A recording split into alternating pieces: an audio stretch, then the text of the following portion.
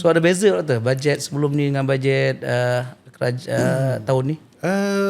Okey, secara umumnya lah yang saya nampak pendekatannya masih sama. Maksudnya pendekatannya tu ialah nak memastikan defisit fiskal tu defisit fiskal tu akan terus mengecil lah.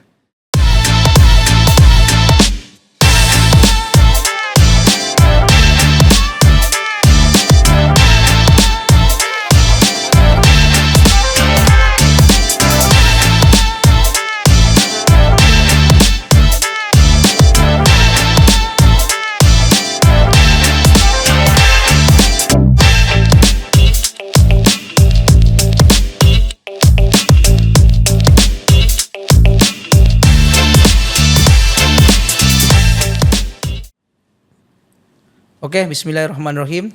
Assalamualaikum warahmatullahi wabarakatuh. Salam sejahtera. Bersama saya Dr. Roslan dan rakan saya. Saya Dr. Imna, Muhammad Amin. Okey, Dr. Imna, apa khabar? Alhamdulillah baik. Awak sihat? Alhamdulillah, Doktor. Hari ini this is our first podcast. Podcast Borak Alumni, bukan Borak Kosong. Ya. Yang mana hari ini, Doktor, untuk maklumat Dr. Imna, kita bawa alumni-alumni kita untuk berkongsi pengalaman, berkongsi view, berkongsi pandangan dalam isu-isu semasa terutamanya dalam kata apa, dalam suasana yang lebih santai. Betul. Kan? Dan kebetulan 18 Oktober ni belanjawan. Betul? Belanjawan negara, belanjawan 2025. Betul. Sudah pasti banyaklah kan, macam-macam wishlist. Kalau tanya guru, dia ada wishlist dia sendiri. Betul. Kalau tanya usahawan, dia ada wishlist dia sendiri. Betul. Semuanya ada jangkaan masing-masing. Ada jangkaan masing-masing. Dr. Imna, ada jangkaan apa-apa? Janganlah tanya saya. Kita ada tetamu jemputan hari ni. Okeylah. Kalau macam tu kita tak nak buang masa. Mungkin kita boleh perkenalkan kot. Mungkin Dr. Imna lah kot sebut nama kita ni alumni ni sebab daripada FEP kan. Okay, ini orang kata semangat daripada fakulti sendiri alumni. Fakulti Ekonomi dan Pengurusan. Kita hadirkan pada hari ini. Terima kasih Dr. Afzan Nizam kerana sudi datang. Dr. Afzan Nizam, kita nak Dr. cerita sikit lah. Cerita apa Dr. Roslan? Mungkin Doktor. Okay. First ada dua benda saya nak tanya. Okay. Yang pertama saya nak tanya Doktor. FEP dulu, FEP sekarang apa beza?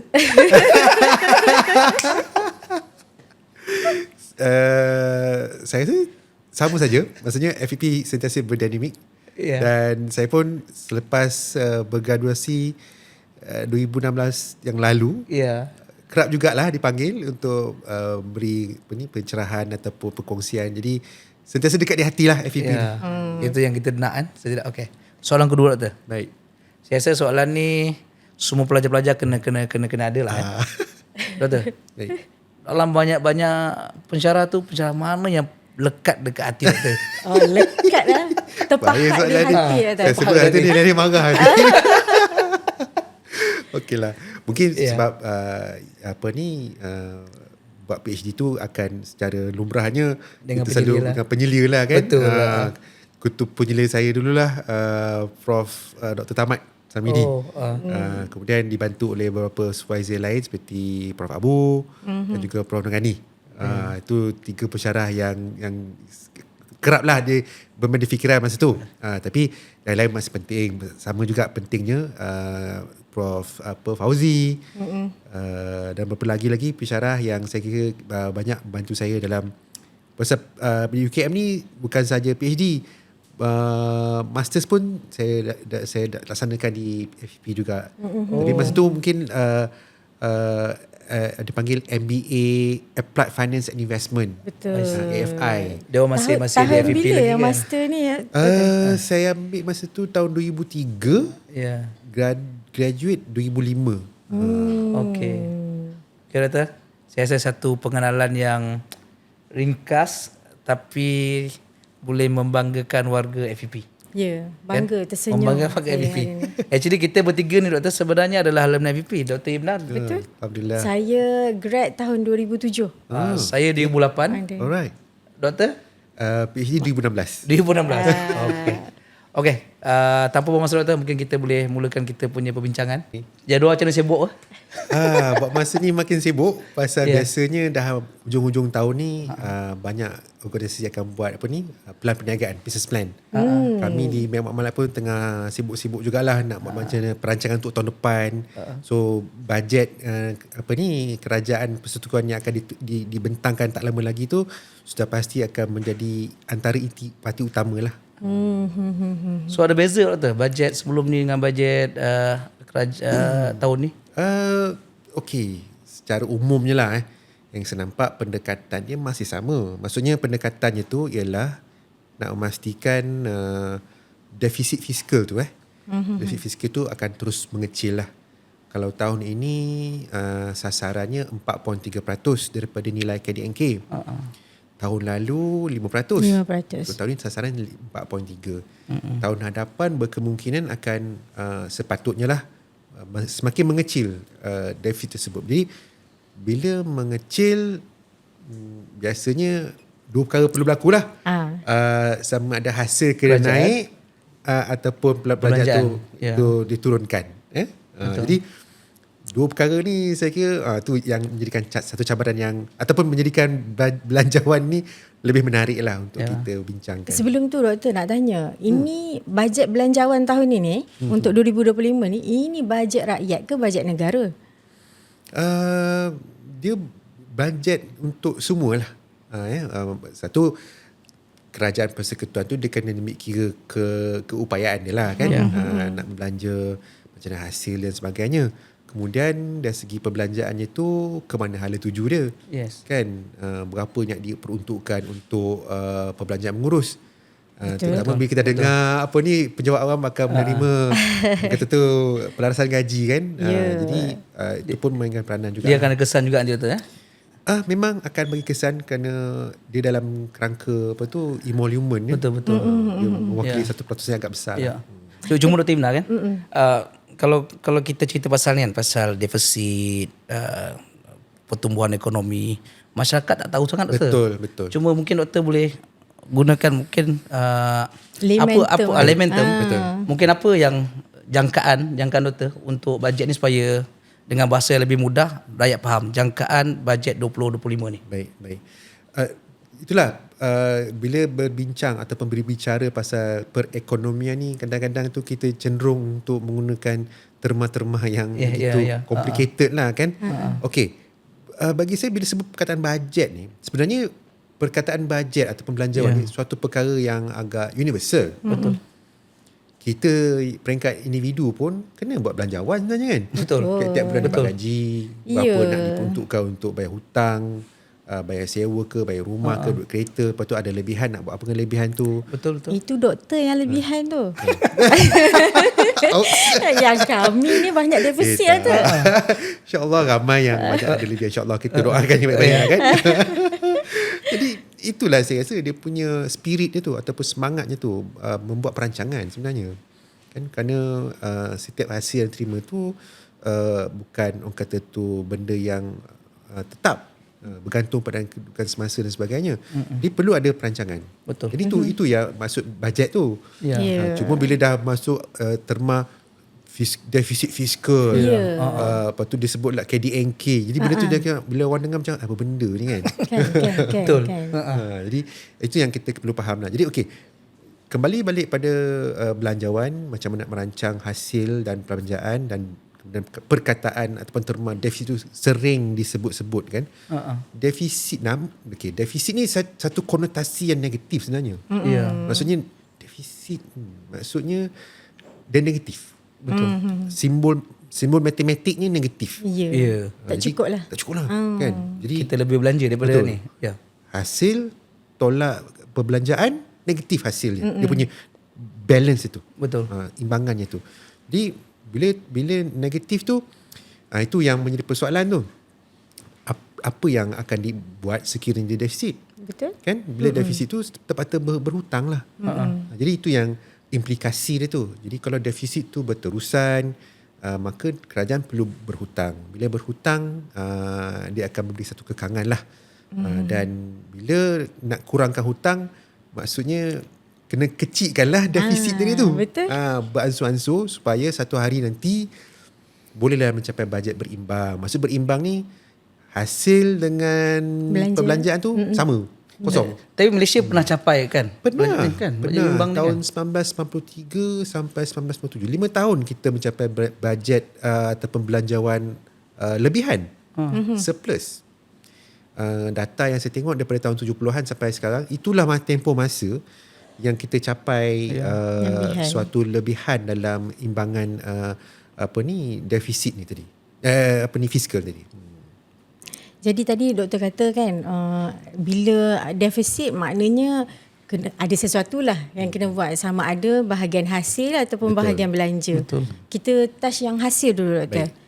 Apa rasanya tindakan kerajaan untuk meningkatkan hasil untuk orang kata kita nak cuba target yang 3% tadi. Baik. Kalau boleh lah tahun depan defisit.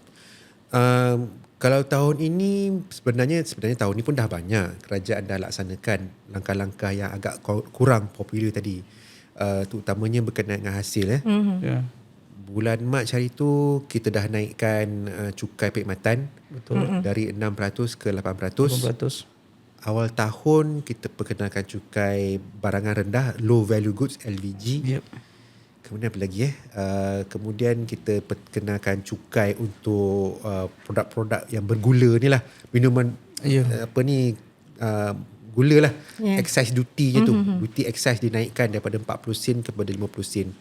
Kemudian apa lagi cukai untuk capital gains tax cukai kenaikan modal untuk saham-saham yang tidak disenaraikan.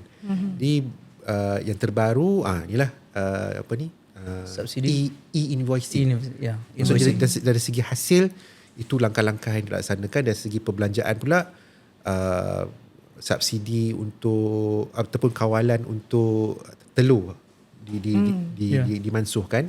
Kemudian subsidi untuk tarif elektrik pun diselaraskan. Kemudian yang inilah diesel, bahan api diesel pada 10 Jun yang lalu naik sebanyak RM1 seliter. Itu antara langkah-langkah yang dilaksanakan untuk memastikan defisit tadi tu. Kalau tahun lalu 5%, tahun ni 4.3% daripada nilai KDNG. Jadi kalau tahun depan, kalau kata nak kurang lagi, bawah 4% lah katakan. Rasa kita nak buat beransur-ansur kan. Sudah pasti dia akan melibatkan langkah-langkah yang berkenaan sama ada hasil ataupun perbelanjaan lah. Tapi doktor kan, Baik. bila kerajaan kurangkan subsidi, kurangkan subsidi, naikkan cukai, dia ada kesan pada rakyat. Betul. So macam mana tu?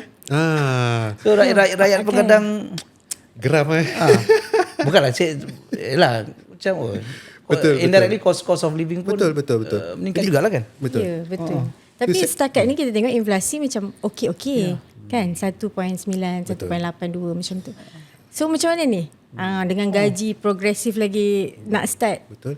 Macam mana? Apa jangkaan bagi doktor? saya itu selalu kalau saya berhadapan dengan media, selalu satu perkara yang saya akan cakap adalah aspek komunikasi. Ya. Pasal langkah ni satu dia tak popular. Bila tak popular maksudnya dia sesuatu yang sukar untuk dilaksanakan. Jadi sukar tapi penting. Jadi di situ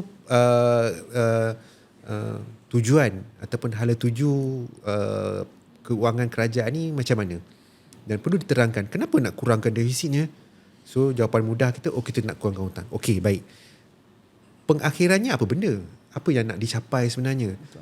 So itu yang perlu kita cakap. So sebenarnya bila kita nak mengecilkan defisit dan kemudian ada beberapa perbelanjaan tersebut, contoh subsidi yang bersifat pukal, ada yang tak layak, golongan yang tak layak pun dapat juga. Yes. Jadi itu dah wujud satu pembaziran sebenarnya. Jadi itu yang nak dibetulkan. Jadi nak betulkan tu bukan mudah. Betulkan tu pula apa maksud dia? Dia betulkan tu maksudnya dia akan wujudkan suatu bentuk penjimatan. Betul. Contoh diesel itu kan dikatakan penjimatan sekitar 4 bilion. Kalau dijimat 4 bilion tu bolehlah dia belanja kat tempat lain. Utamanya belanja untuk bayaran pindahan. Itu bagi saya lebih pada langkah mitigasi lah, mitigation punya langkah.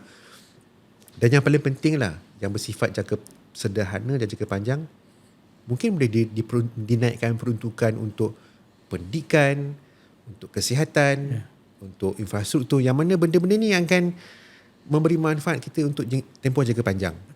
Betul. Cuma Dr. Yuna kan, Doktor. Baik. Kalau kita tengok bila kerajaan buat rasionalisasi subsidi ni diesel kan, kita jimat 4 juta. Tapi kalau masa GST dulu, kita collect 4 bilion, kita collect 40 bilion. So pandangan Doktor mungkin soalan ni agak panas sikit. Betul, panas. betul. Tapi saya rasa ada keperluan ke kita, kerajaan nak introduce balik GST, sebab dia punya, saya rasa kutipan dia lebih secure. Lebih. Itu yang saya rasa sekali lagi lah, dia masih lagi berpaksikan kepada aspek komunikasi, aspek penerangan.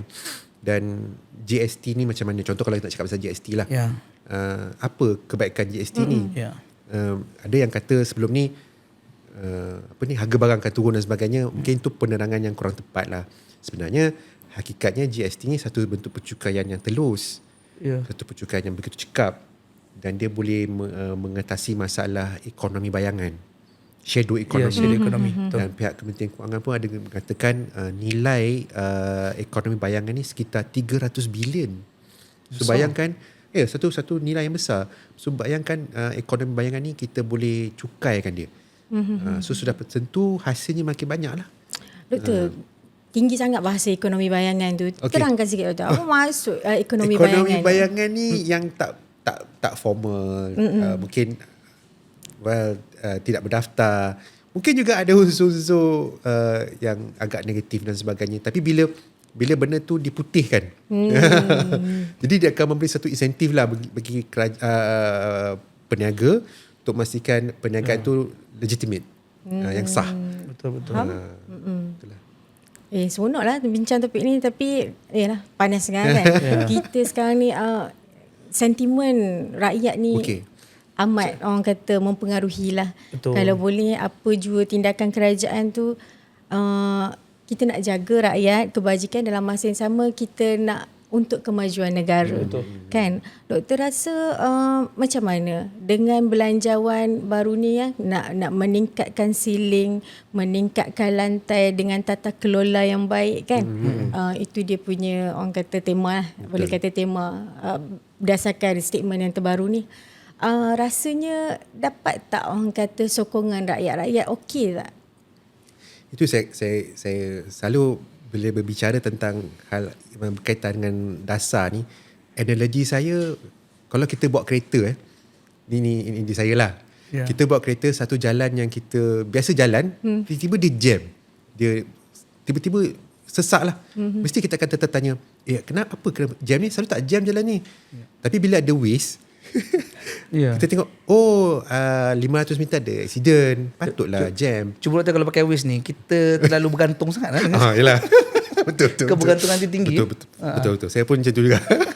Tapi poin saya adalah maklumat. Ya, betul. Bila kita faham, dia jam sebab ada pokok tumbang, ada. Betul. Patutlah kita sabarlah. Tapi kalau benda tu tak ada maklumat, kita akan cenderung apa ni, kenapa tak faham, dan kita akan marah. Dan akan satu sentimen negatif lah. Jadi kalau kita ada jelas dia punya maklumatnya tu, hala tujunya tu, dan mungkin dah dapat macam tadi kita katakan penjimatan, kita tunjukkan penjimatan tu ke mana hala yang dibelanjakan dengan penjimatan tersebut, saya rasa dengan ketulusan tu rakyat boleh menghargai langkah-langkah tersebut. Bagi saya, ini pendapat saya, rakyat Malaysia ni bagi saya adalah satu golongan yang begitu reasonable. Rasional lah. Rasional. Ya, rasional. Kenapa saya cakap macam tu? Sebenarnya cerita tahun 2018 lah, kan berlaku suatu bentuk peralihan kuasa yang ialah agak besar masa tu. Bagi saya lah, saya rasa besar dalam sejarah tu. Tak pernah bertukar. Tapi rasanya masa tu saya ingat boleh je pergi kedai mamak. Yalah, bincang pasal politik, tapi masa tu bebas bergerak. Betul. Tak ada rasa risau. Tak ada. Cuma yalah, kita seronok lah cerita hal ketika itu. Tapi nak bergerak ke mana-mana tak ada masalah. Maksud saya aman. Dan rakyat boleh terima keadaan tu. Dan peralihan tu berlaku, dan saya kira amalan demokrasi tu sihat. Betul. It's alive. So jadi sama juga dalam kes ni. tentang sistem ekonomi, tentang macam mana kita nak laksanakan dasar-dasar ekonomi, mungkin agak payah dan sebagainya. Tapi kalau dengan penerangan yang jelas, dengan ada bukti evidence based punya ekonomi, saya rasa mereka boleh appreciate benda tu. Betul. Dan saya tengok dalam keadaan semasa ni lah tengok pertumbuhan ekonomi kita pada suku kedua hari tu 5.9%. Betul. Tinggi tu. Tinggi. Kerana purata pertumbuhan ekonomi kita dalam sekitar 4.6% saja. Satu. Kedua, saya suka tengok data ni. Consumer Sentiment Index yang dikeluarkan oleh pihak MIR. Malaysia Institute of Economic Research. Daripada 1988 sampai sekarang lah saya tengok data tu. Data tu dia kalau nak sikit pencerahan, dia paksi dia 100 mata. Kalau bawah 100 tu maksudnya ramai yang pesimistik. Maksudnya yang negatif lah. Above. Atas 100 optimistik. Okey. Saya tengok data tu. Daripada 88 sampai tahun ini, 35% daripada data tersebut bawah 100 mata. Okey. Saya ambil daripada 2018 sampai sekarang 80% bawah 100 mata. So maksudnya sekarang ni ramai yang pesimistik lah. Tapi pertumbuhan ekonomi berjalan dengan keadaan yang kukuh lah. Jadi memang ada kesenjangan. Apa yang dirasai oleh rakyat, ataupun perception dan sebagainya, dan realitinya. Betul. Realitinya ekonomi dah mula terbuka disebabkan itu COVID dah beroperasi seperti biasa. Dah mula orang kata tu banyak aktiviti ekonomi yang berlaku, tourism pelancongan. Jumlah pelancongan yang masuk, pelancong asing yang masuk pada separuh tahun yang pertama 11.8 juta. Tahun lalu dalam sekitar 9 juta, tempoh yang sama. Banyak lonjakan itu. Betul. So ekonomi itu sedang bergerak. Jadi maksudnya walaupun sentimen lemah, ekonomi itu. So itu pentingnya kita menggerakkan ekonomi itu. Cuma dalam kes ni kalau boleh biarlah sentimen dengan ekonomi bergerak sama. Betul. So di sini saya nampak ada kesenjangan dari segi maklumat. Pasal kita berhadapan dengan situasi maklumat yang begitu meluas. Ada social media kan. Betul sebab ada juga yang masyarakat bersuara lah. GDP bagus, inflasi rendah, kadar pengangguran pun rendah, tapi cost of living tinggi. Okay. Tak apa, kita tunggu dulu. Baik. Kita rehat sekejap, nanti kita sambung semula. Okey, terima kasih.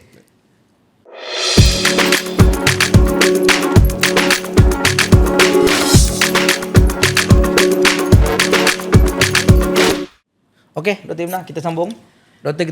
Baik. Sebelum berehat tadi saya dah kata kadar GDP growth atau pertumbuhan KDNK tinggi, boleh dibanggakan. Selepas COVID antara tinggi lah. Ya. And then kita punya kadar pengangguran rendah. Kita punya inflasi pun rendah. Indikator ni nampak positif, tapi dia tak konsisten dengan cost of living. Kan? Saya rasa masyarakat nak tunggu belanjawan 2025 ni at least dapat mengurangkan yang punya kos sara hidup lah, atau at least dapat ada buah tangan untuk diorang. So doktor, pandangan doktor macam mana? Okey. Bagi saya isu kos sara hidup dan inflasi ni, selalu saya cakap macam ni, saya punya respon yang paling mudah. Same but different. Kenapa saya cakap macam tu? Same sama pasal dia cerita benda yang sama lah, harga. Harga, ya. Beza dia, different dia, kos sara hidup adalah kos yang kita bayar dengan sebenarnya. Contoh, harga rumah sebiji 300,000, 500,000, itu kos dia. Kereta pun macam tu juga. Duit. Nilai ataupun unitnya dalam RM. Tak kisahlah kalau ikan RM sekilo apa macam tu lah. Inflasi ada kadar perubahan harga. Kalau inflasi tu kadar kenaikan harga. Kan? Contoh, tahun 2022 kita punya kadar inflasi 3.3%. 3.3%. Tahun lalu 2022 3.3. 2023 2.5. Betul. Tahun ini 8 bulan yang pertama inflasi dia 1.8. 3.3, 2.5, 1.8. inflasi turun. Menurun, betul. Betul? Harga tak turun tau. Harga tak turun. Tak. Pasal peratusannya positif. Jadi harga masih lagi naik, cuma kelajuannya perlahan. Itu yang cuba dicapai oleh pihak Bank Negara lah. Ya. Dia nak kawal inflasi. Dia bukan kawal harga tau. Itu yang saya rasa mungkin terdapat sedikit kekeliruan harga dan inflasi. Tu saya cakap tu, kalau kos sara hidup, dia unit dia ringgit. Jadi dalam kes ni apa konteks dia? Maksudnya sebenarnya harga barang harga barang sebenarnya kena naik. Tapi janganlah naik terlampau sangat. Kerana bila harga barang naik, maksudnya perniagaan akan beruntung. Kan? Betul. Kan? Ya. Bila buat untung, perniagaan tu ada insentif nak besarkan perniagaan dia, nak ambil pekerja dan sebagainya. Kalau harga barang flat, tak berubah dan turun pula tu, tak ada insentif lah. Ya. Jadi tapi dasar pula, dasar monetary itu utamanya, mereka nakkan inflasi ni, tapi inflasi tu perlu terkawal. Cuma dalam kes kita ni mungkin pihak Bank Negara taklah kata dasar tu diletakkan seperti yang berlaku di negara maju macam Federal Reserve diletakkan 2%, 2%. Itu mandat dia orang. Kita di Malaysia ni saya tengok hanyalah sekadar orang kata tu unjuran. Contoh Bank Negara dia unjurkan inflasi sekitar 2% sehingga 3.5% tahun ini. Jadi berbekalkan unjuran tersebut, itu macam mana dia akan buat dasar, ikut itulah acuannya. Tapi kat sini nak tunjuk inflasi dengan kos sara hidup tu same but different. Jadi bila kita wawarkan, inflasi rendah, jadi orang kan cenderung harga barang naik. Itu yang saya rasa ada sedikit kekeliruan. Mungkinlah pada masa akan datang ni, bila kita menerangkan situasi inflasi ni, tone-nya tu kena tukar sikit. Tukar macam saya tak pasti macam mana, tapi jangan memberi satu impression yang mengatakan inflasi tu harga barang turun. Itu satu misconception lah. Tapi tadi menarik doktor cakap tadi kan, inflasi memang menunjukkan menurun, tapi harga tak turun, cost of living kan. Sebenarnya dia meningkat tapi secara perlahan. Apa yang mempengaruhi, macam mana, kenapa dia tak immediate effect tu? Okey. Ada banyak sisi, ada banyak aspek lah. Pertamanya dasar kawalan harga, subsidi, condition ataupun kondisi permintaan pun memainkan peranan juga. Inflasi dan diimport pun memainkan peranan. So ada banyak sangat sisi sebenarnya. Kalau sebelum ni, terbaru saya perhatikan kita bercakap tentang inflasi kesihatan, medical inflation. Memang dikatakan meningkat 2 angka, 12% ke macam tu.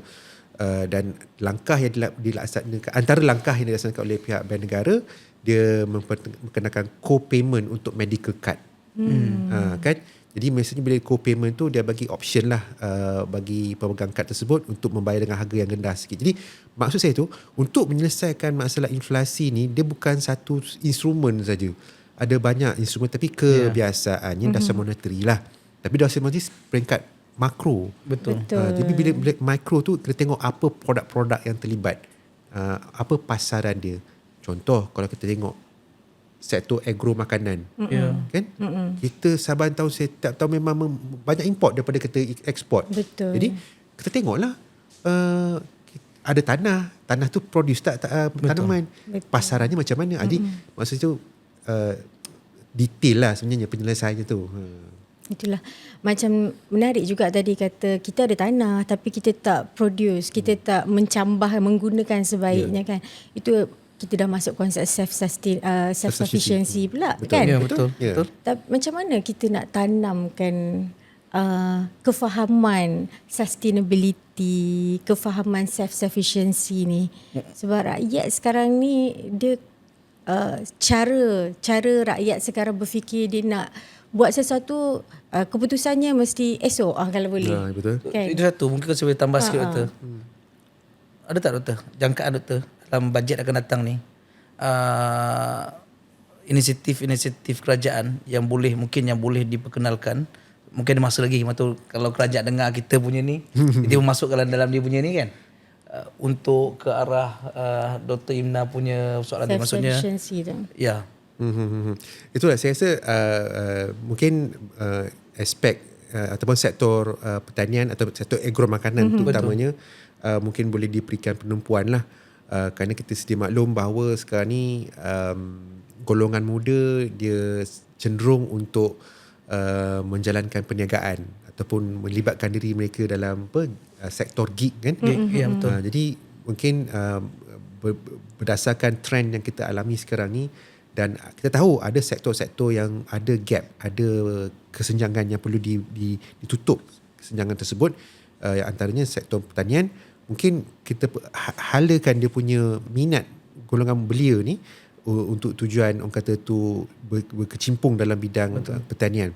Dan kebiasaannya antara instrumen yang biasa digunakan grant perniagaannya yang saya dimaklumkan agropreneur grant yang agropreneur grant berjumlah RM20,000. Mungkin itu saya dengar grant tu dah lama dah. Nilainya pun sama RM20,000. Sekarang ni tahun 2024, tahun 2025 tak tahu lagi harga barang macam mana kan. Betul. Mungkin lah. Mungkin dari sudut grant perlu dinaikkan. Mungkin RM50,000 ke, dan dah ada grant pula, mungkin perlu ada bagaimana kita nak sampaikan grant tersebut. Mungkin kena ada bengkel ke apa ke. Pasal saya dimaklumkan juga bila saya buat lawatan di lapangan, bila pemohon dengar je grant dia datang, tapi kena buat paperwork dan sebagainya, mereka dah tak nak buat dah. Yalah. Jadi perlu mungkin ada satu nak facilitate dia. Betul. Jadi saya rasa mungkin tu antara cara kita fahami trend semasa dan kita cuba alihkan potensi tersebut ke arah sektor-sektor yang lebih memerlukan. Kita haraplah kerajaan mungkin naikkan grant tu. Sedikit sebanyak dapat encourage kita punya yang agropreneur, agropreneur untuk terlibat dalam pertanian. So tadi doktor dah sentuh tentang sektor agriculture. Rasa-rasanya belanjawan kali ni dia punya fokus utama selain daripada agriculture yang doktor cadangkan tadi. Sektor mana lagi yang rasanya lebih perlu ditumpukan untuk orang kata mencapai keseimbangan lah tadi. Betul. Saya rasa kita bercakap awal tadi kita ada bincang pasal apa? Rasionalisasi subsidi minyak bahan api lah. Mungkin kerangka besar dia adalah yang saya nampak lah. Kerangka besar dia adalah sektor tenaga boleh diperbarui. Renewable energy. Betul. Saya setuju. Kita sedang beralih. Betul. Dan apabila harga bahan api dinaikkan, kebiasaannya kita sebagai manusia akan cenderung cari alternatif lah. Ya, betul. Saya ingat lagi masa tahun 2008 bila harga minyak naik mendadak masa tu, cenderung saya tengok taksi-taksi ni menggunakan public transport, taksi menggunakan NGV. NGV betul kan? Betul. Betul. Itu memang sifat manusia, lumrah. Kan peralihan kepada satu alternatif lebih baik. Jadi dalam konteks masa, alternatif yang terbaik adalah menggunakan kenderaan elektrik, EV. Saya fahamkan memang adalah ransangan ataupun insentif fiskal untuk sektor EV, tapi cuma dari segi cukai jalan yang diberi sehingga exemption sampai 2025. Mungkin kalau dah tengok trend itu meningkat, saya tengok jualan kenderaan EV berdasarkan data daripada Malaysian Automotive Association ni, MAA. 6 bulan pertama jualannya adalah 6,600 unit kenderaan EV. Tahun lalu 10,000. Full year 10,000 tahun lalu. Tahun ni setengah tahun baru 6,600. Kalau kita pukul rata lah, kita annualize figure tu, darab 2. Dah berapa dah? 13,000 lebih dah. Betul. Jadi maksudnya itu MAA. Saya fahamkan data tersebut hanyalah untuk ahli-ahli MAA saja. Yang bukan MAA tak masuk tau. So mungkin data tu besar lagi. Lagi banyak, betul. So maksudnya penerimaan EV semakin meningkat. Dan mungkin just nice dah. Okay, sekarang ni kita nak katalah nak turunkan, nak kurangkan subsidi RON95. Of course harga kembangan naik. Jadi apa alternatif rakyat?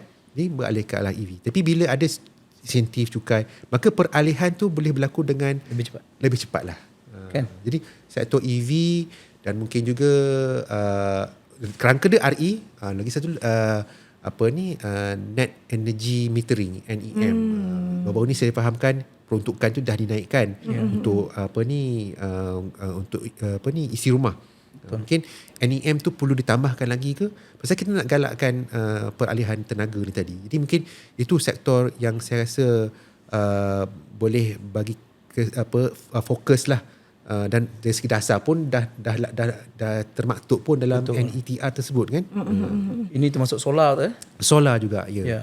Kan solar saya rasa satu sumber tenaga baru lah. Betul. Kan yang saya rasa boleh. Mungkin kerajaan boleh lah kot doktor bagi insentif. Kalau nak pasang solar dekat rumah jimat sikit lah. Sekarang ni saya tengok harga masih mahal lagi. Sekitar 30-40 ribu je tu. Betul. Betul. Tadi Doktor ada sebut dari segi agriculture dan kemudian renewable energy punya sektor. Kalau kita nak selaraskan dengan pelan sektor ekonomi, sektor kewangan negara daripada 2001, 2010, kemudian ada stage yang kedua 2011, 2020, kemudian yang terbaru 2022 hingga 2026 dan fokus dia lebih ke arah digital. Apa pendapat doktor pula dari segi belanjawan kali ini, macam mana untuk selaraskan dengan orang kata dasar kerajaan ataupun plan blueprint kerajaan berkaitan dengan digital ni? Betul. Saya rasa memang trend kehadapan ni memang lebih kepada digitalization lah kan. Dan dengan adanya e-invoicing yang telah pun dilaksanakan, kalau 1 Ogos hari tu hanyalah bagi syarikat yang 100 juta dan ke atas. 1 Januari ni 25 juta dan ke 100 juta ke juta julat dia. Kemudian 1 Julai ke tahun depan full e-invoicing. Jadi saya rasa kerangka tersebut secara langsungnya akan menggalakkan lagi lah penggunaan digitalization. Cuma dari segi insentif cukai dan sebagainya, saya kurang arif sikit tentang yang itu. Tapi saya pasti sudah mungkin adalah orang kata tu dasar atau pelangkah untuk menggalakkan lagi penerimaan digitalization ni bagi belanjawan ni lah. Menarik tu digital. Saya rasa satu sektor yang terlibat secara terus saya rasa SME.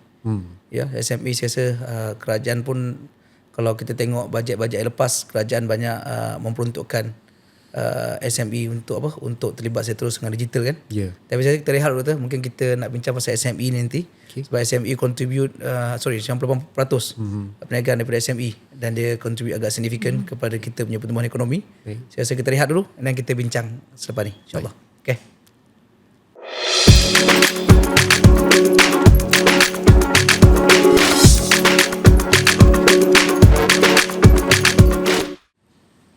Okay doktor, kita sambung semula kita punya Borak Alumni ni. Baik.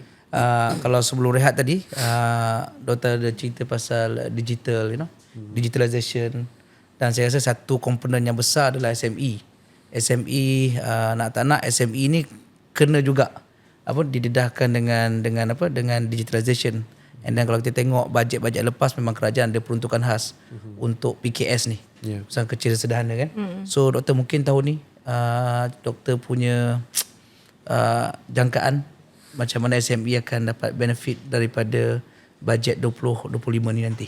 Sebelum tu nak masuk Syirah sikit. Sekarang ni dia bukan SME je, dia ada micro SME pula sekarang ni kan. Okey, saya rasa mungkin dari segi peringkat MSME ni, kalau bercakap tentang berkenaan dengan digitalization tu, sekali lagi saya rasa dia akan banyak menggunakan instrumen seperti grant lah. Matching grant yang diberi oleh pihak ataupun organisasi seperti MDEC dan sebagainya untuk dia membuat satu automation lah, mungkin ditambahkan lagi peruntukannya tersebut. Dan kemudian dari segi MSME ni mungkin di sektor perbankan Islam, saya perasan sebelum ni peruntukan untuk iTikat telah dinaikkan dan mungkin memandangkan program iTikat ni begitu berjaya kerana kita bercakap tentang usahawan mikro. Betul. Ya, dan usaha mikro ni banyak dan terbukti berkesan menggunakan kaedah iTikat ni. Mungkin iTikat ni akan diperluaskan lagi dia punya dari segi peruntukannya tu. Jadi grant, masih lagi grant, ITCAD ni akan bukan saja grant, dia akan melibatkan grant, kemudian dia akan melibatkan latihan. Betul. Latihan berstruktur yang diberikan oleh pihak konsultan dan sebagainya. Jadi lebih kepada orang kata tu kepada capacity building lah. Betul. Kerana berniaga ni bukan mudah. Betul. Kalau cakap berniaga, semua nak berniaga, tapi hakikatnya Betul. tidak semudah yang disangka. Jadi program-program capacity building ni melalui latihan, melalui grant, saya kira satu pendekatan yang berterusan lah. Yalah, reskilling, upskilling ni saya rasa benda yang penting lah untuk dia orang tak fragile tu lah. Ya, Kalau tak nanti tak boleh sustain nanti. Betul. Ya kan? Ya. Jadi menarik doktor tadi cakap pasal usahawan mikro. Sekarang ni bukan mikro tu peringkat adult je. Remaja pun dah ramai yang menceburi bidang bisnes. Tambah sekarang dengan zaman digital. Betul, kan. betul. Ada satu masalah. Kan sekarang negara semua tengah kita di orang kata digembar-gemburkan, diberitahu yang sekarang ni masalah negara kita ialah kurangnya tenaga mahir. Sebab ialah generation lebih kepada keusahawanan pula kan. Nak berniaga, nak cepat dapat duit. Yalah, ada kemudahan digital dan sebagainya. Jadi macam mana kerajaan dalam masa yang sama kurang tenaga mahir dan dalam masa yang sama minat dan demand lebih kepada digital. Jadi macam mana kerajaan dah buat macam-macam, TVET lah, STEM dan sebagainya kan. Jadi macam mana belanjawan kali ni macam mana nak kita kurang tenaga mahir, sepatutnya kita kena ada pelajar yang berminat untuk ke arah STEM, ke arah TVET dan sebagainya. Tapi dalam masa yang sama ada juga golongan yang keusahawanan tadi. Nak imbangkan tu. Betul. Memang betul. Kalau kita tengok trend dalam pasaran buruh tu sendiri pun data berkenaan apa dipanggil own account workers. Mereka yang bekerja sendirilah. Tak salah saya dah mencecah 3 juta orang dah. Ramai. 3 juta. Bukan satu nilai yang kecil, ya. Kita bercakap kalau labor force tu sekitar 16 juta. Kalau ahli KWSP yang aktif sekitar 8 juta. Ya. So 3 juta, 8 juta, 16 juta. Satu bukan angka yang kecil. Betul. Ya, maksudnya landscape pasaran buruh tu berubah. Dan ada kecenderungan untuk berniaga, untuk melibatkan diri dalam aktiviti keusahawanan, dan disebabkan teknologi memungkinkan buruh tersebut mempunyai pilihan. Pilihan untuk bekerja secara sepenuh masa ataupun berniaga ataupun kedua-dua sekali. Kerja masih ada bisnes juga. Satu perkara yang saya kira sedang berlaku. Dan saya rasa benda ni perlu diraikan. Dan saya rasa peringkat kerajaan dasar pun dah mengiktiraf situasi ini. Saya sendiri kalau tengok KWSP pun dah ada voluntary contribution. Ya. Untuk golongan gig. Dan mereka pun ada program dengan golongan gig ni juga, dan memang nampaklah kesannya tu contribution ataupun caruman daripada pekerja gig ni meningkat. Jadi sama jugalah dalam kes hal ini, bagaimana kerajaan untuk mewujudkan satu keseimbangan. Satunya ialah macam mana kita nak raikan keusahawanan ni. Tadi kita sebut tentang capacity building kan. Itu perlu dijalankan lah. Pada masa sama juga kerajaan perlu tentukan hala tuju sektor-sektor yang berdaya saing, yang mungkin berasaskan teknologi. Lepas tu kita ada dasar berkenaan dengan National Semiconductor Strategy dan sebagainya. Dan terbaru kita lihat sektor aerospace ataupun aviation mengalami kekurangan pekerja kan, sehingga kan menyebabkan jadual penerbangan syarikat kita lah MS pun terjejas akibat kurangnya tenaga mahir dalam engineers dan sebagainya, kerana berlaku persaingan untuk mendapatkan tenaga mahir tersebut. Jadi maksudnya penumpuan sektor pun penting juga. Sekarang ni kita bercakap tentang data center, banyak sangat data center sekarang kita dengar kan. Jadi maksudnya tenaga mahir yang perlu dilahirkan juga perlulah sesuai dengan orang kata tu percambahan sektor-sektor yang berdaya saing ni. Jadi sekali lagi dia akan balik pada persoalan asal, pendidikan. Betul. Itu pun perlu diselaraskan supaya satu segi kita raikan keusahawanan ni, satu segi ada sektor-sektor yang berdaya saing yang memerlukan tenaga mahir. Jadi itu saya rasa ini persoalan yang ongoing lah. Dari segi inisiatif ni doktor, inisiatif kerajaan yang doktor rasa untuk bajet ni? Inisiatif saya rasa ialah dari segi peruntukan pendidikan tu antara tinggi, memang tertinggi lah. Pendidikan, betul. kesihatan tu memang itu saya cakap, saya rasa dari segi peruntukan tak ada masalah. Rasanya memang itulah sektor-sektor yang akan ditarget ataupun disasarkan. Betul. Dan saya suka bercakap dari segi analogi, kalau kita berbelanja untuk bilik darjah, berbelanja untuk meja, itu semua hardware lah. Betul. Penting. Pasal bagi saya juga, bila kita murid datang sekolah, cikgu datang sekolah, suasana tu kena kondusif kan. Betul. Katakanlah semua perabot dalam keadaan yang baik, sudah tentu akan mewujudkan satu pembelajaran yang baik, yang kondusif. Tapi itu hanyalah hardware. Software pun penting. Perisiannya kan. Jadi maksudnya perisian tu kita bercakap tentang silibus lah. Ini pemerhatian saya lah. Pemerhatian saya mungkin yang bukan pakar pendidikan pun, tapi pemerhatian saya subjek-subjek utama seperti matematik, sains di peringkat sekolah rendah terutamanya, apa yang saya perhatikan semakin susah. Saya kerisauan saya, kebimbangan saya datang daripada sini. Maksudnya kita hari itu dah mengalami satu kejutan pada tahun 2020 iaitu COVID-19. COVID, betul. Dia banyak mengubah saya rasa dari segi trajectory. Betul. Proses pembelajaran. Mungkin ada yang tertinggal. Jadi kalau subjek tu tidak diubah pasca COVID-19 ni, mungkin kita ada masalah lah untuk menghasilkan tenaga buruh yang mahir. Itu mungkin tu satu pemerhatian saya lah.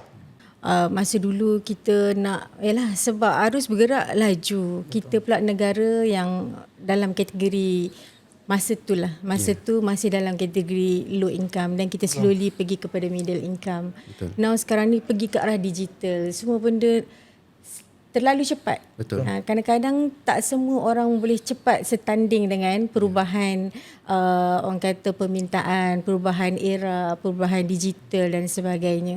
Jadi doktor, last soalan. Baik. Last Dr. Dan? Last juga lah. Kalaulah doktor diberi orang kata peluang untuk mencadangkan dalam belanjawan yang akan datang 2025 ni kepada pihak kerajaan kita, Madani, apa cadangan doktor? Okay. yang tu kita hold dulu sebab ada satu soalan sebelum last. Kata tadi last. Ada dua. Ada satu soalan sebelum last. Okey doktor cerita tadi yang ada investor start to masuk balik, keyakinan investor tu dah semakin meningkat. Betul. Kan nak tak nak kita bila cakap international investors, kita cerita jugalah pasal kita Malaysia punya competitiveness, daya saing. Betul tak? Menarik. Satu lagi kalau kita tengok kerajaan Madani, one of dia punya kerangka tu melihat juga daya saing. Baik. Betul. Dia di peringkat antarabangsa kan. Kita cuba nak capai pada tahap 12 terbaik lah, orang kata kan, top 12 dalam bajet tu macam mana?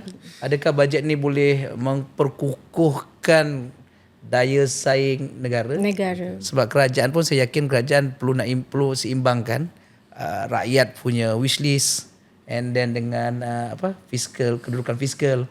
At the end of it, dua benda ni nanti akan menentukan keyakinan atau competitiveness kita kan. So doktor, macam mana? Betul. Saya rasa berkenaan dengan competitiveness ni, mungkin orang cenderung akan bercakap tentang insentif cukai dan sebagainya. Betul. Tapi saya masih ingat lagi dalam satu paper yang dibuat oleh pihak Bank Negara. Tajuk dia Rethinking Investment Strategy ke Rethinking Investment Incentive, something like that. 2017. Antara perkara yang diwawarkan dalam paper atau kertas tersebut adalah dari sudut birokrasi. Kita ada banyak insentif cukai, tapi sedangkan pelabur dalam paper tersebut mengatakan mereka taklah terlalu fokus pada insentif cukai. Mereka lebih mementingkan dia punya pengalaman apabila berurusan dengan sesebuah negara tersebut. Ease of doing business lah. Ya, betul. So bukanlah keuangan semata-mata. Betul. Perundangannya lah, regulationnya lah dan sebagainya. Itu memainkan peranan. Jadi dalam konteks belanjawan ni, bagi saya lah, kalau memberikan harapan pasal hari tu kerajaan dah umumkan pelarasan gaji kan, yang bakal dilaksanakan pada bulan 12 nanti. Nanti satu round lagi tahun yang 2026. 2026 betul. Mungkin disebabkan pelarasan gaji tersebut, mungkin high time jugalah kot kerajaan perlu melihat kata tu sumber manusia di peringkat kerajaan untuk disusun semula lah, supaya kata tu dia akan berdasarkan produktiviti dan sebagainya. Mungkin akan berlaku sedikit perubahan supaya jentera kerajaan dapat orang kata tu memberi satu facilitation kepada para peniaga, pada para pelabur. Jadi mungkin akan berlaku, mungkinlah kot saya nampak itu antara perkara yang kalau kita nak kaitkan dengan competitiveness tadi, pasal kita tahu dapatan kajian bukan insentif cukai saja. Dia memerlukan tengok prosedur dan ease of doing business lah. Dia Betul.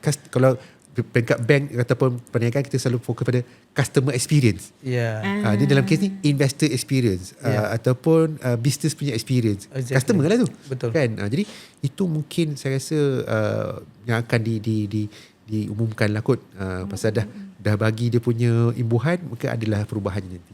Yalah, setujulah. Dia mesti kena bergerak bersama lah, di antara dasar polisi dan juga tata kelola yang baik lah. Betul. Okey, saya rasa kita boleh konklusi doktor, daripada perbincangan ni. Yang pertama, banyak perkara nanti, saya yakin banyak nanti perkara-perkara yang kerajaan akan bentangkan. Kemungkinan ada yang insentif yang tidak popular tapi memberi kesan yang baik kepada ekonomi.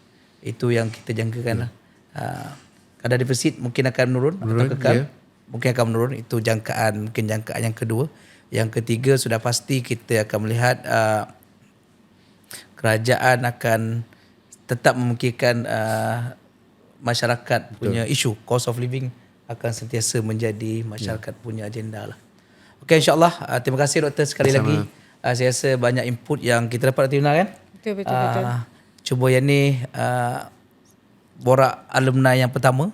InsyaAllah kita akan ada borak alumni yang lain, yang mana kita akan jemput alumni kita seramai berapa orang doktor? Ramai, tak terkira. Kita sekarang ni dekat UKM ni doktor, untuk pengetahuan kita ada dalam 200 lebih. Berapa yang angka sebenar? 229,452 alumni.